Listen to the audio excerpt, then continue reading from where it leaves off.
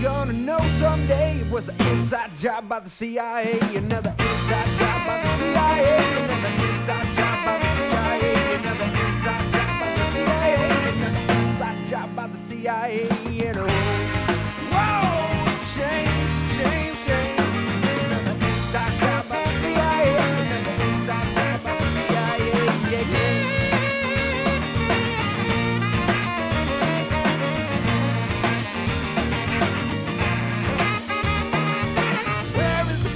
Pentagon, like our rights and freedoms, man, they're gone. These military dollars that don't make sense. Instead of where in the hell was the air defense, yeah.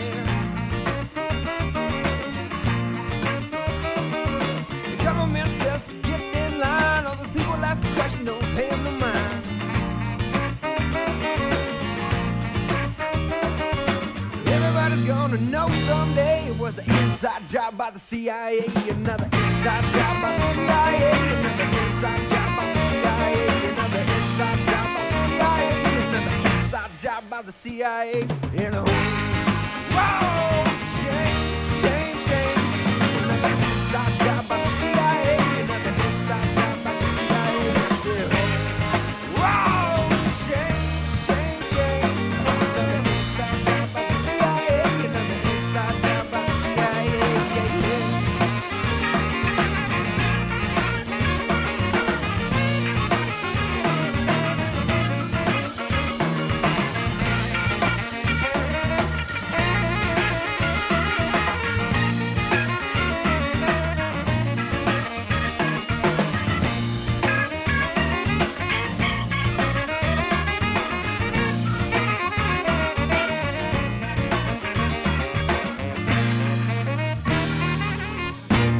Yeehaw!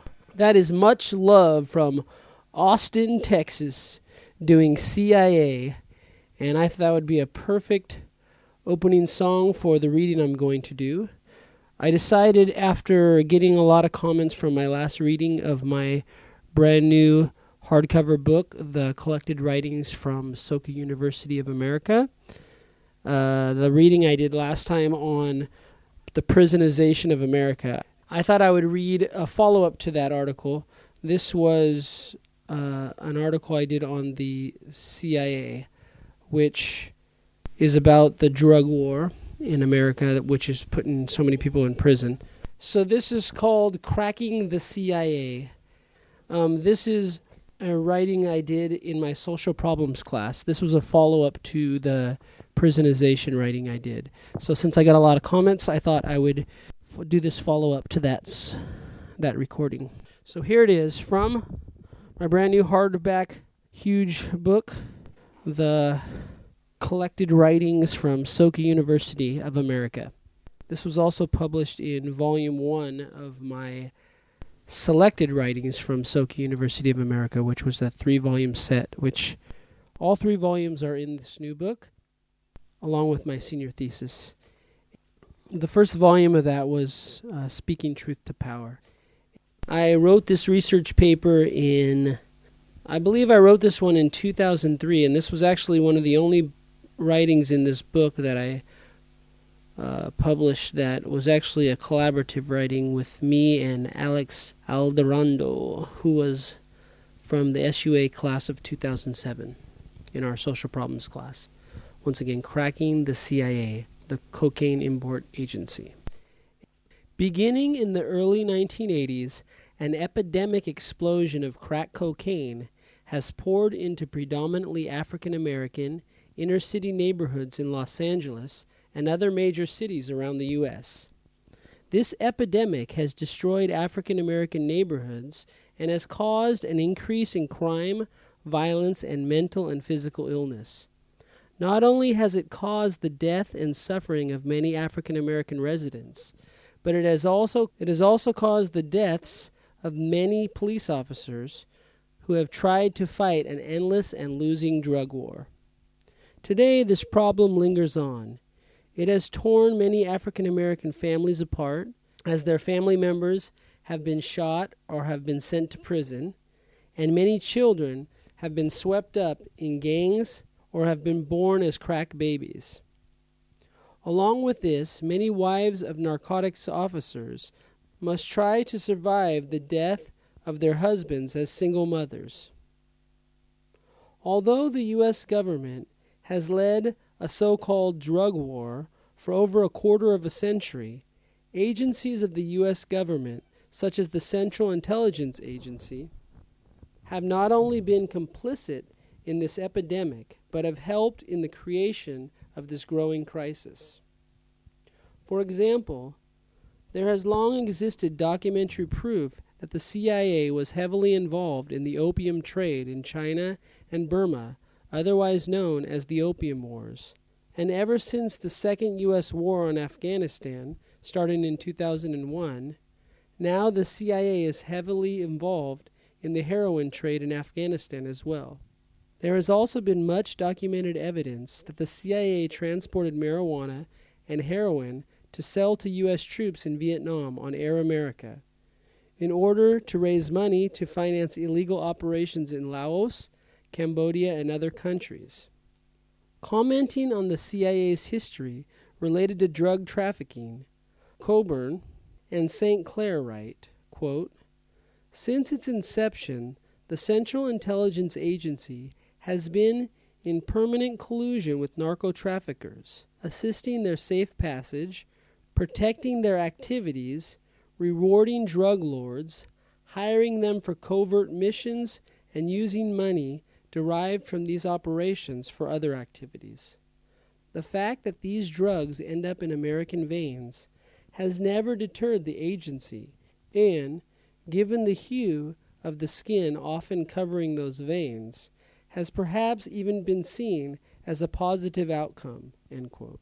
To top it off, the CIA has had a program which was a 20-year research program into psychoactive drugs and behavioral modification, known as MK-Ultra, which was conducted mostly on African American minorities in the U.S. However, never before has it been so documented that the CIA was involved in directly shipping drugs into the U.S. as it is now. Although the involvement in drug trafficking, along with many other nefarious activities, has been an undisclosed policy of the CIA ever since its inception, never before have we seen a CIA policy cause such incredible social problems within the U.S. as we have seen with its policy towards the importation of crack cocaine into inner-city minority neighborhoods beginning in the 1980s. In 1993, when the Drug Enforcement Administration, or DEA, agent Michael Levine dared to write a thorough expose on the CIA drug trafficking scandals, it was only after his son, Keith Richards Levine, a New York City police sergeant, was killed in the line of duty by a crack addict, and his brother died of an overdose of heroin.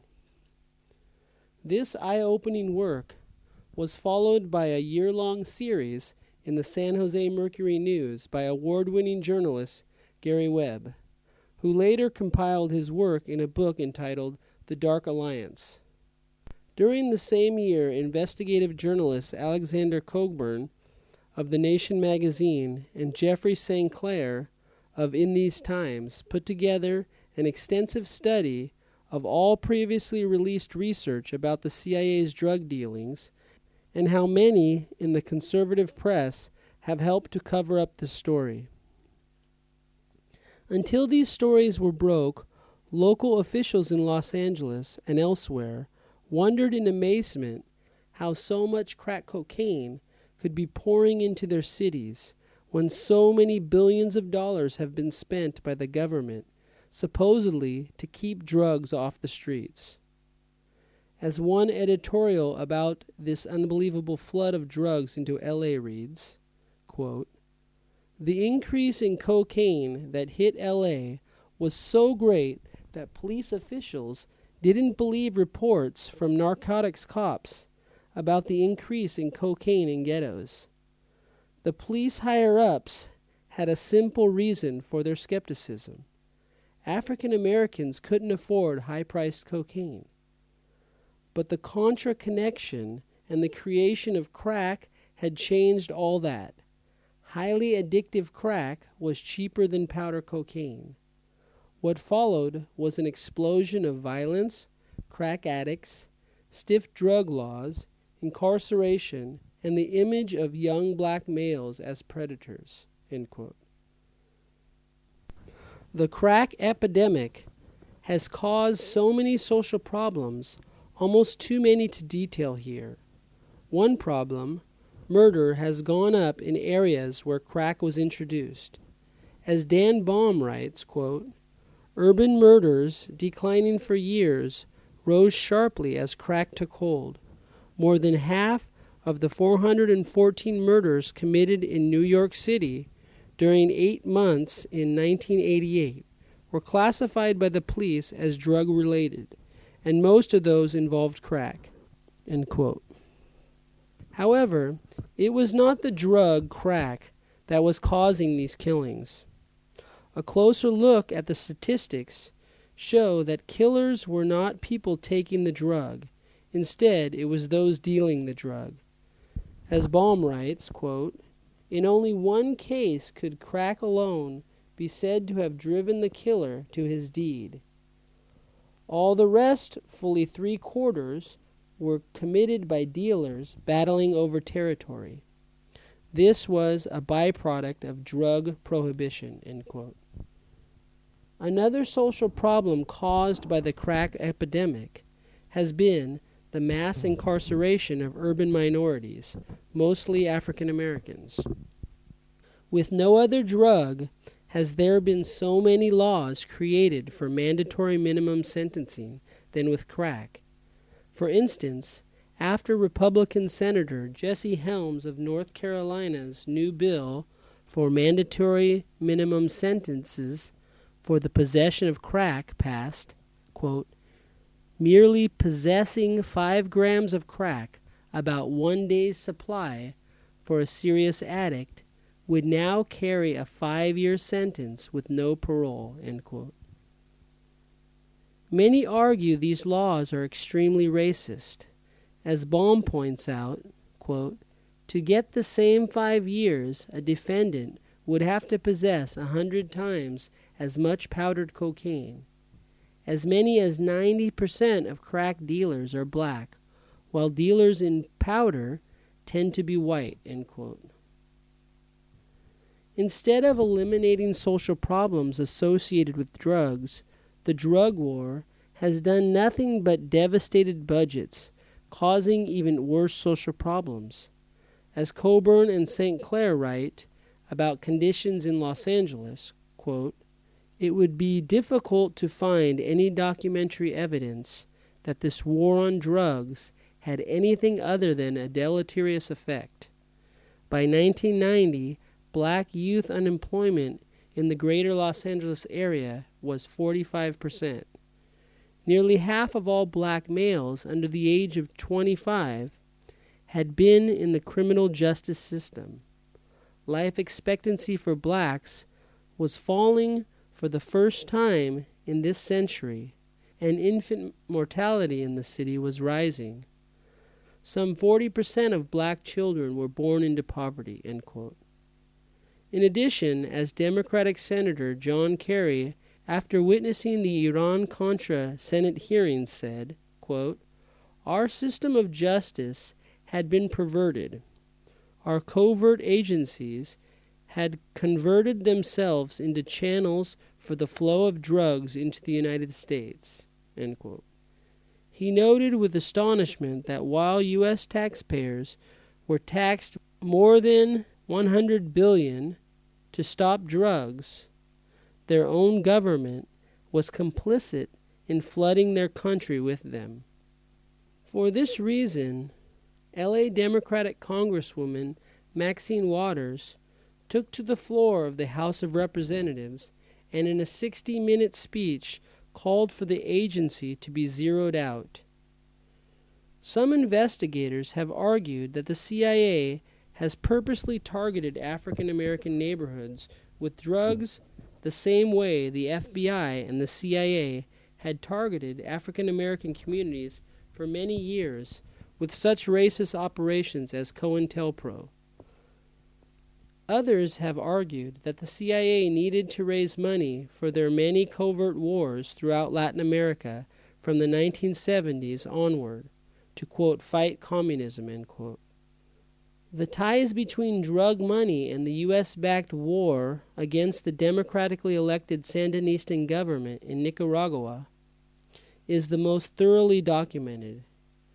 As the University of Washington student online newspaper reports on Web Story, quote, in a 3-part series, the Mercury News detailed how a Bay Area drug ring sold tons of cut-rate cocaine to street gangs, then funneled the profits to Nicaraguan Contras, a guerrilla army run by the Central Intelligence Agency. The Contras unsuccessfully tried to topple the socialist Sandinistas in Nicaragua, and for years terrorized innocent villagers caught in the middle, end quote. Although much more can be written about the social problems that this crack epidemic has caused, to better analyze the epidemic, we must also apply the many sociological theories to this problem. In looking at each theory, we can use both a person blame approach or a system blame approach. In terms of a person blame approach, we can use the cultural deviance theory to explain why people in inner city neighborhoods were a much easier target for the CIA's trafficking of crack than were people in more affluent white neighborhoods. Perhaps the CIA did try to sell these drugs in other areas, but they could not find as many people willing to do their selling and buying. In inner city neighborhoods, there was perhaps much more crime to begin with. Therefore, it was easier to find people who were willing to engage in criminal activity. We can relate this theory to both the dealers and the users of drugs. In a neighborhood where many people are already involved in crime, it seems all but logical that they would be willing to get involved in other criminal activities as well. We can also use this theory to analyze why the CIA would be involved in drug dealing.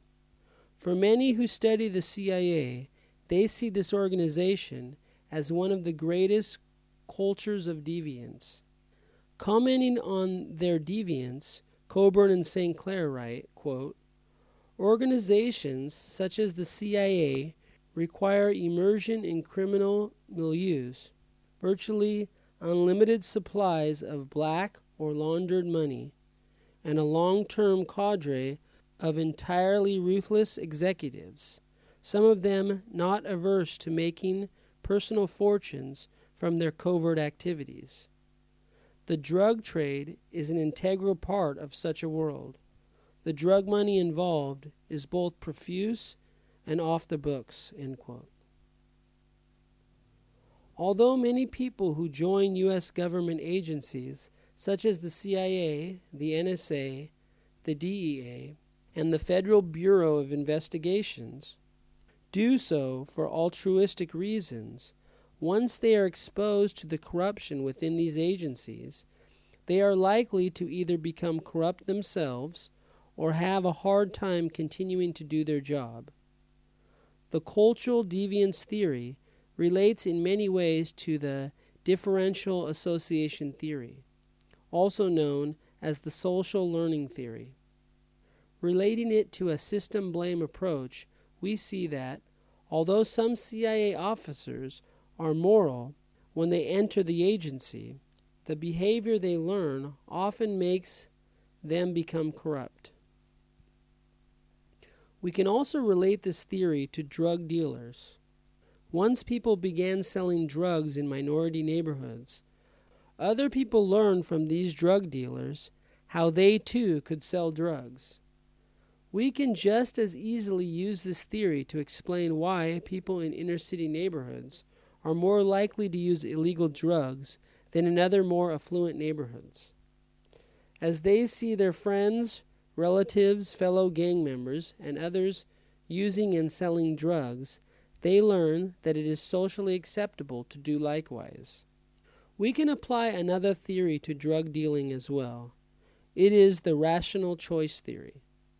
Once a person in an inner city neighborhood sees their friends selling drugs and making a lot of money, they will, in many cases, make the rational choice that it is beneficial to get involved in this business. In economically depressed areas, people are naturally more desperate to find good-paying work, and they will often do whatever it takes to survive. If someone experiences others making a lot of money selling illegal drugs, getting involved in this business would be the rational choice for them to get out of poverty. This theory can also be used to explain why so many people in inner cities are willing to take illegal drugs like crack.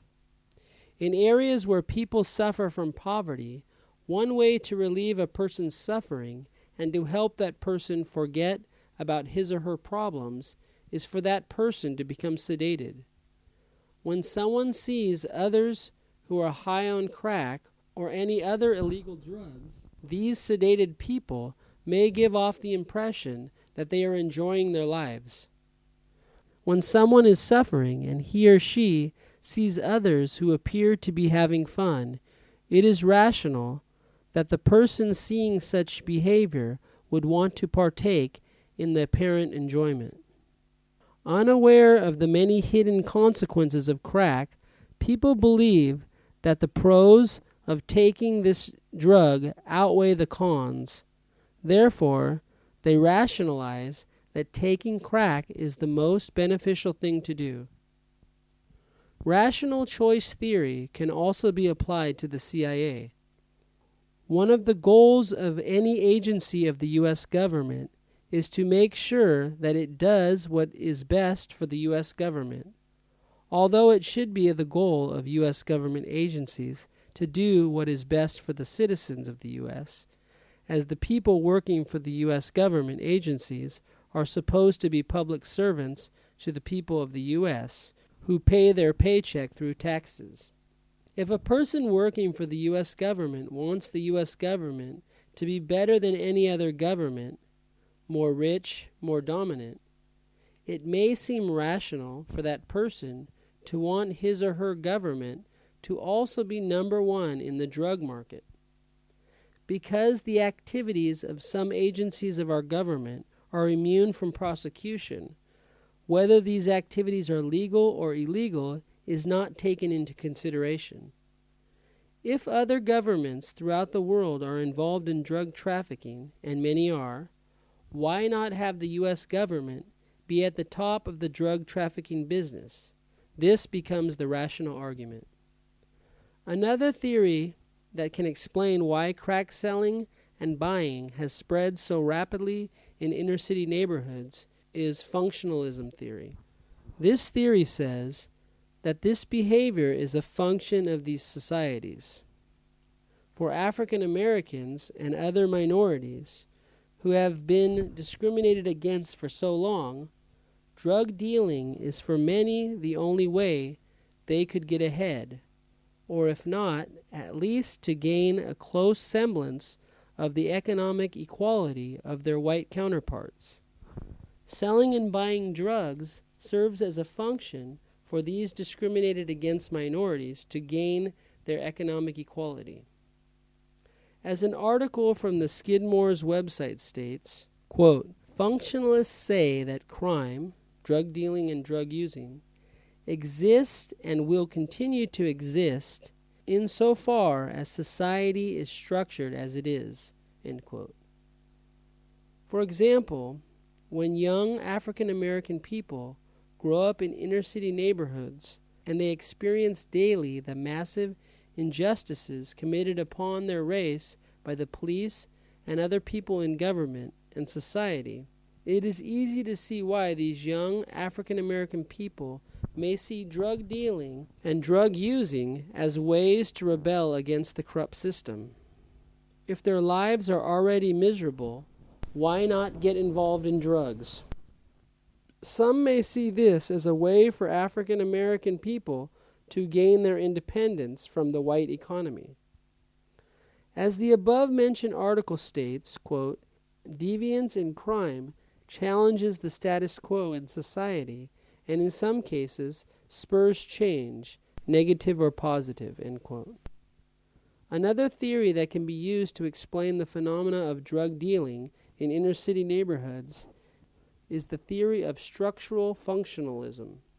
As Zapper quotes sociologists C. Calhoun, D. Light, and S. Keller in the above-mentioned website, quote, "Our culture places tremendous emphasis on financial success. At the same time, legitimate opportunities to become wealthy in our society are limited." End quote. Therefore, in poor inner-city neighborhoods where opportunities for success are extremely limited, the distress or strain caused by society's focus on the need for success causes people to turn to criminal behavior as a form of competition. It is the only hope they have of gaining financial success. Although the above-mentioned website particularly emphasizes juvenile delinquency, in the following quote, if we substitute black inner-city minorities for each mention of a juvenile, we will see how this theory applies just as well to black inner-city minorities. A juvenile, or black inner-city minority, who is told that he or she cannot go to college and will always be lower class, may very well rebel against these societal goals and engage in criminal activity. This is a function of the juvenile, or black inner-city minority, attempting to preserve their self-esteem and self-efficiency. Juveniles, or black inner-city minorities, who engage in crime do so, according to this perspective, as a means to defy society's defined goals and innovate their own goals of delinquent behavior." End quote. The strain theory can also be applied to the CIA. All governments are competing to be number one. In a desperate attempt to remain the last superpower, many in the U.S. government, especially those in the CIA, feel whatever it takes to be the best is justified. The conflict perspective is another theory that works hand in hand with the strain theory. Relating this theory to the sale and use of drugs by inner-city minorities, we see that it, quote, "comes as a result of a conflict in society between two or more groups," end quote. As the website states, quote, "this conflict is most often class-based and economic," end quote. It is the result of a power struggle in society. Many of the people who are involved in selling drugs in inner-city neighborhoods are people in gangs. One of the many reasons minorities join gangs is to be part of a power struggle against the police, the government, and the larger exploitive white upper-class society. This theory can also be applied to the CIA. Many critics of the CIA not only say its initials should stand for the Cocaine Import Agency, but also they say it should stand for the Capitalist International Army.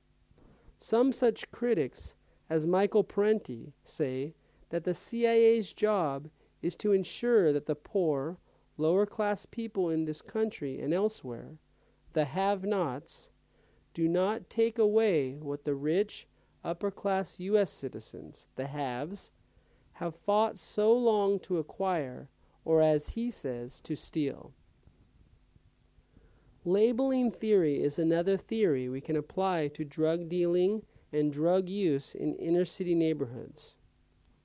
Because many minorities in these areas have already been labeled by society as the, quote, losers, end quote, they feel it is only natural for the losers to be involved in criminal behavior. Because for many years, many rich white people have labeled poor African American people as, quote, drug dealers, quote, drug users, and, quote, criminals, whether they were or not, Some poor African American people have developed this as their self-identity and are far more prone to engage in the expected behavior to live up to society's expectations of them. This theory can also be applied to the CIA. Many people in the CIA have been labeled as, quote, above the law, end quote, untouchable, or immune from prosecution. Most of their operations are said to be matters of national security. Thus, they are off limits to normal investigation. With these labels, many agents, although they are not necessarily allowed to do whatever they please, feel they can. As long as they are labeled as untouchable, other government agencies and officials feel they are powerless to investigate their activities. Although there are many more sociological theories we could apply to this social problem, we need to look now at what are some possible solutions to this crack epidemic. One of the many ways to overcome this crack epidemic is through education. Because this epidemic overthrew entire communities and specific racial and ethnic groups, we need to educate these communities about where these drugs are coming from. We need to let people know in poor communities that every time they use or sell drugs, they are supporting the destruction of their community, as well as supporting wars in poor countries, which often causes the overthrow of democratic resistance movements.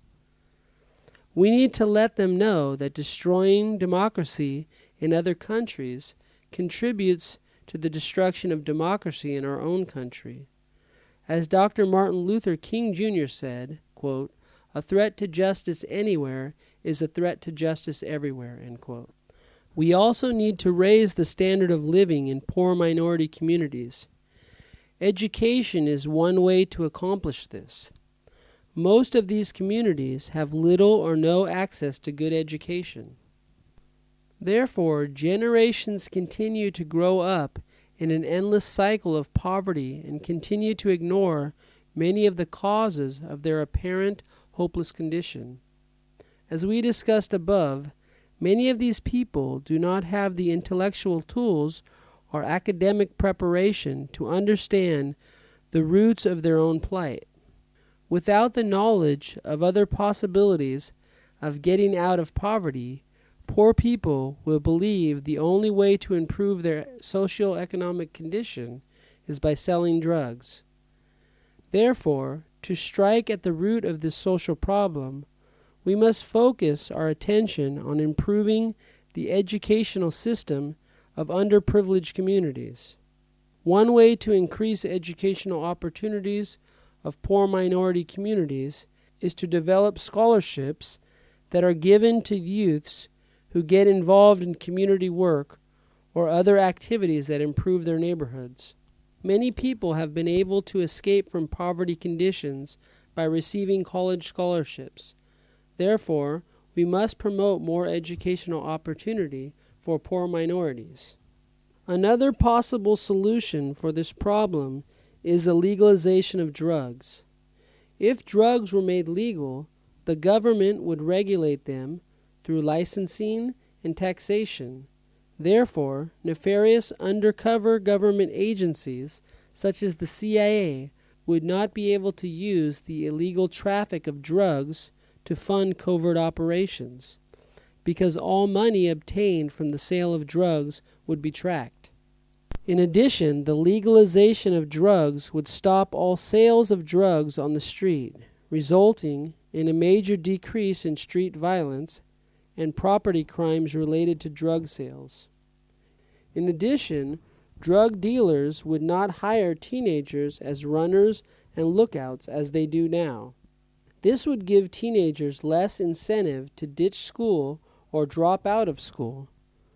The price of drugs would also decrease drastically, reducing the lure of the quick rags to riches possibility of drug dealing. We saw during the alcohol prohibition days of the past a drastic increase in violence, theft, and other crimes related to the sale and possession of illegal alcohol. When prohibition ended, the price of alcohol went down drastically, which discouraged anyone from buying or selling illegal alcohol on the streets. For example, we can only imagine what would happen if our government made it illegal for people to buy painkillers like aspirin for headaches or muscle relaxers for back pain. Would people stop taking painkillers? Definitely not. They would instead buy them for 10 times the cost in a dark alley. These painkillers would not be properly labeled. They would most likely have no labels at all, like all other illegal drugs. So people would not know if they were taking the correct dosage or if they were taking the right painkillers. If people taking these painkillers had adverse reactions because the painkillers were made incorrectly, they would not have an address of the company that made them to go to file a complaint or a lawsuit. We would likely see the amount of people who die from overdoses of painkillers drastically increase along with crime. If the government made all drug sales legal, these sales would be performed in a safe environment, such as a pharmacy. Gangs would have no incentive to kill people for attempting to take their market share of a neighborhood. All drugs would contain labels that list their ingredients and proper recommended dosages, along with warning labels of possible side effects.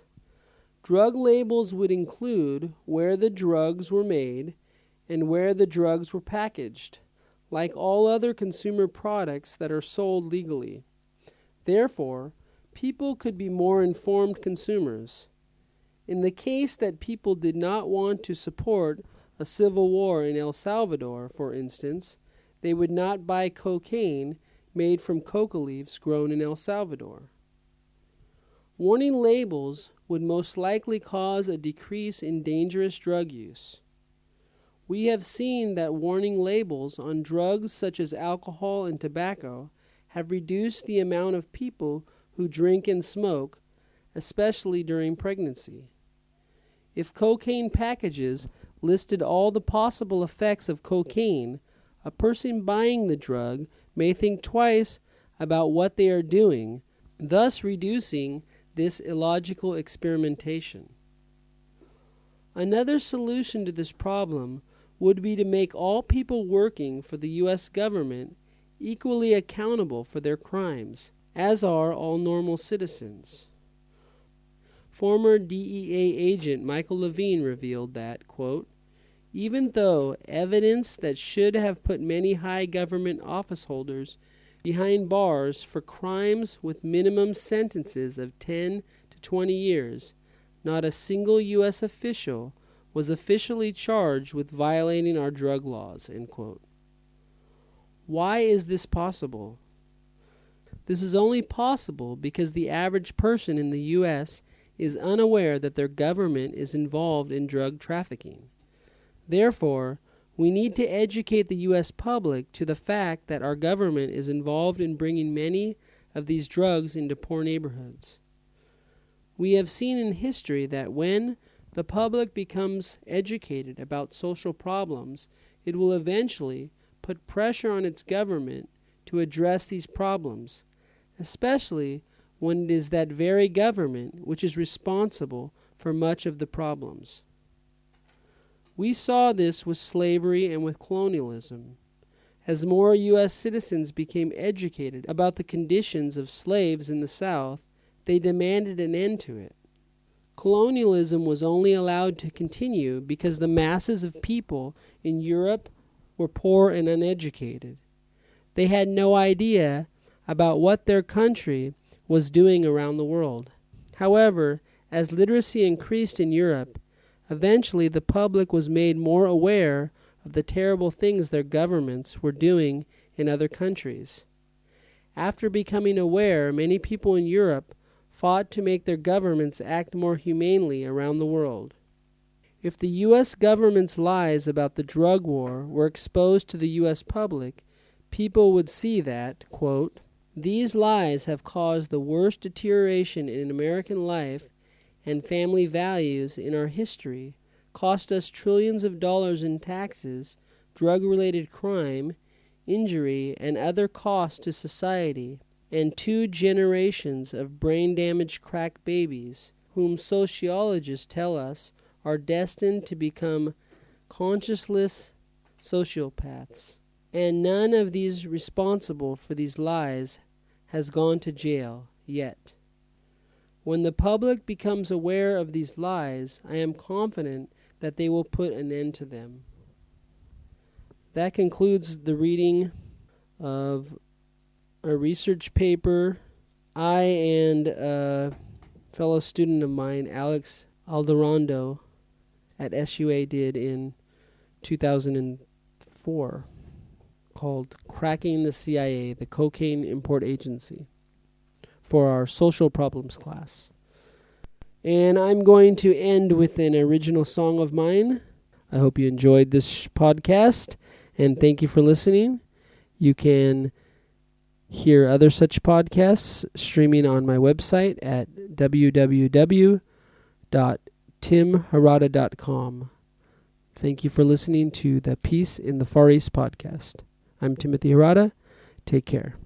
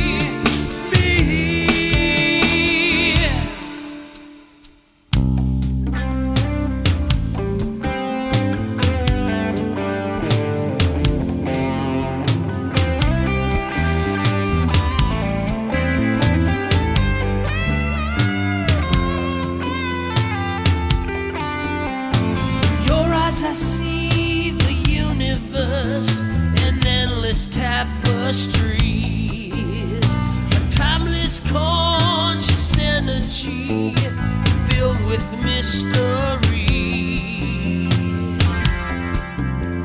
I wanna dance sing aloud, swim with you upstream, swim together to a better world where we can live.